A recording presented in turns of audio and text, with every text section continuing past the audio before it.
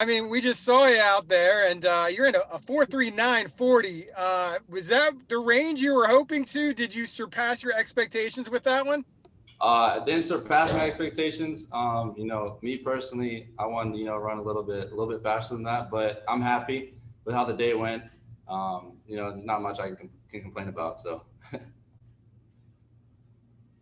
Jacob, what sort of mentality did you come into this whole process, going into this pro day? And do you feel like, you have done enough maybe to impress the scouts out there?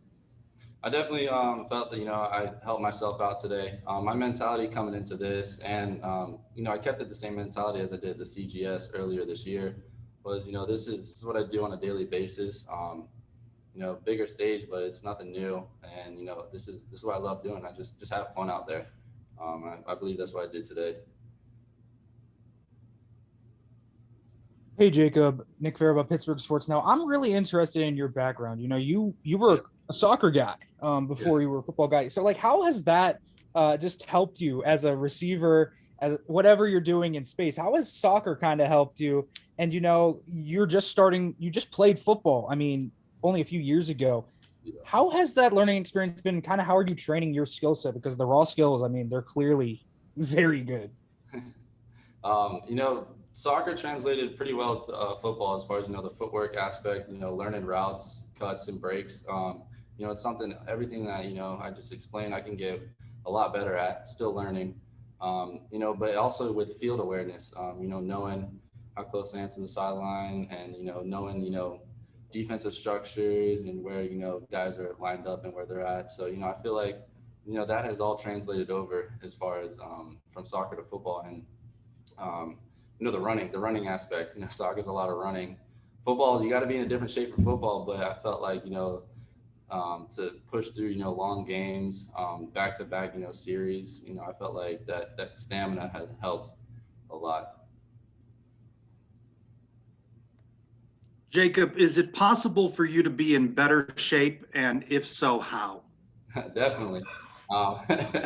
I could definitely be in better shape. Is just continue what I'm doing, dieting, eating healthy, training, getting in there every day, just work on the little things that I got to do. And, ultimately just make sure my body is as healthy as possible, make sure I'm recovering well. And, I definitely think, I can improve in everything that I've done.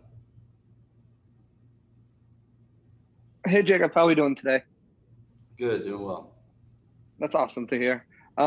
Just kind of who have you leaned on throughout this process, whether it be, former players, teammates, current players in the NFL that you've been able to kind of pick their brain and prepare for, not only the pro day, but the whole pre-draft and draft process. And have you spoken with the Buccaneers at all during the pre-draft process? I haven't spoken.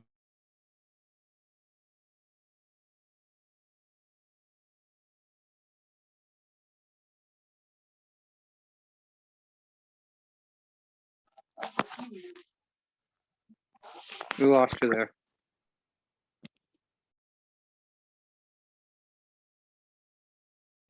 Oh, it muted. Sorry, where'd you lose? The entire question. Who have you leaned on, and have you spoken with the Buccaneers? Okay, I haven't spoken with the Buccaneers too much. If I have, it was maybe a brief conversation once so far. But as far as who I've leaned on, Gabe Davis since day one, and Trey Nixon. Me and Trey are going through the same process, same exact time. So we've kind of have leaned on each other. I would say through our training, he was in Arizona, I was in Denver, but we made sure to stay in touch, frequently, push each other. Even though we're not training together, we still have that same mentality, to push each other every day. And, I had Rod Smith out there, helping me out as well. As a guy, I was picking his brain every day, learning from a legend like that from the Broncos. Absolutely. Best of luck on your journey. Thank you. Hey, Jacob, I know you said about I've only been playing football for like a short period of time. Yeah. Do you view that as an advantage for yourself because you are so raw still? Like you have the ability to change your game? Definitely. I take that as an advantage just because, like I said, I'm so new to the game still. There's a lot more that I can learn and, adjust to. And I take that as an advantage compared to, some guys who have been playing their whole lives. I'm still moldable. I can still go, either way that I need to go. And, if I need to play tight end, I'll go play tight end. If I need, stay at receiver, stay at receiver. Special teams is always there as well. But, I feel like there's so much more that I've got to learn. And I use that to my advantage, just to continue to learn and, improve in my game. Jacob, here's Matheus Ornelas from Time Out here in Brazil. Congratulations for your pro day and going for the NFL. So here in Brazil, we love soccer. So I kind of have to do this question. You have some player that you really like to watch football, not necessarily Brazilian player, but some player that you really like. And talking about football, what's your player that you really like to watch some tape, even for like be a better player or just like loving to watch? It's funny you say Brazil because Neymar, I grew, to be a big fan of Neymar. In my late years of soccer, growing up when I was really little, I was a big fan of Ronaldinho. But I would say, the guy who's playing right now that I look up to, as far as from the soccer aspect is Neymar. From a young age, he's just been killing it. And football level, sorry, what player in football you really like to watch in the NFL, or a former player that you like to watch? I think so. I'm good. And football, and I'm from Tampa Bay area, so I grew up watching the Bucks every Sunday as well. And Mike Evans, a guy who's similar stature, plays big. He's a guy, that's been really inspirational to me. And, right now, DK is killing it over in Seattle as well, bigger receiver, just, a couple guys that I like to watch a lot. Thank you. Good luck during the process. Thank you. How you doing, young man? Alex Fleming, Florida Sun. Good. You're a bit of an anomaly. You haven't been playing football for a while, but your catch radius is incredible. Your size and speed, it's not normal. We're not used to seeing prototypes like you. Yeah. So if you had words of encouragement to a defensive back guarding you, what would you tell him? Press me if you're confident.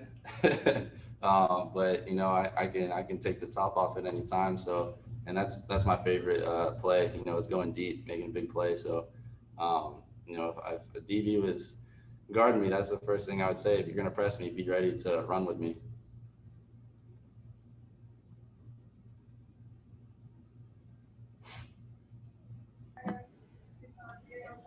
Hey, Jacob, here Gonzalo from Know in Argentina. My question is, which are your goals during this next month? What do you think you can improve? And also, next to the draft, what are your general goals to entering in this process, draft process? Yeah, going to the next level. Not trying to make it bigger than it is. At the end of the day, it's the same game, just at a higher level. So just going in, just making sure I keep my confidence up. I can always work on my consistency. That's something that I've always been working on throughout my whole career, and I feel like I can continue to get better at that, and that's something that I will continue to get better at. But as far as just what I can work on is just consistency, and then making sure I'm keeping my confidence up. Making sure that there's a reason why I got the opportunity or will get the opportunity to play at the next level. Hey Jacob, how you doing? Good. How are you? Good. Brandon Olson from Whole Nine Sports here. First thing, sick tattoo.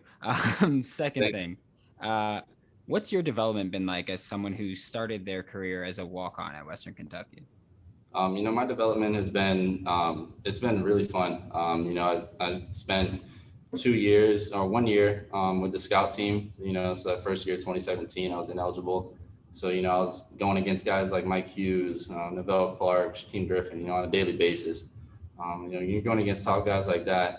You got no choice but to get better or, to get left in the dirt. And then, coming into 2018, just embracing special teams. I felt like that side of the game has really, helped translate to receiver, just bringing out that grittiness and that want to, special teams is really big, on want to. So, I think those aspects early on in the game have really helped, form my mindset and, my drive for, getting better at receiver. Jacob, obviously the focus for you has been wide receiver, but a few minutes ago you said you're open maybe to playing tight end. Is that something that some people have brought up with you? Can you talk more about that possibility? Yeah, definitely. It's kind of split right now. As far as what I'll be used as at the next level, I could be a wide receiver, I could be a tight end just because of my frame and my size. Obviously I'd have to put on, a little bit more weight, but it's something that, I've done in the past and I'm not opposed to, but, I'm most likely going to be a special teams contributor, early on, which, I embrace that role. So I just think, my biggest asset right now is my versatility. You can throw me anywhere. I'm going to do it. And I'm going to embrace that role. All right, last question from Matt. Jacob, you talked about kind of, liking Mike Evans, his ability, his game a little bit. Obviously, you're a Tampa guy from the Tampa area. What would it mean if somehow you could get drafted by the Bucs? If you could find a way on the Bucs team, considering the last time you played college football was in Raymond James Stadium. Yeah. That would mean a lot, to my family. I know that for one. Everyone's from, the Tampa Bay area, we're Pinellas County, 20 minutes from the stadium. So, that'd be nice, just, have family that, can come to games, don't have to really, travel far. That would be, the biggest thing about that. Because, I'm a Tampa boy, I'd love to go to Tampa, but I'm open to going anywhere. Doesn't matter where I land, but, it'd be, I would say it'd be the biggest, excitement for the family, if I land in Tampa. All right, thanks, Jacob. Thank you, guys.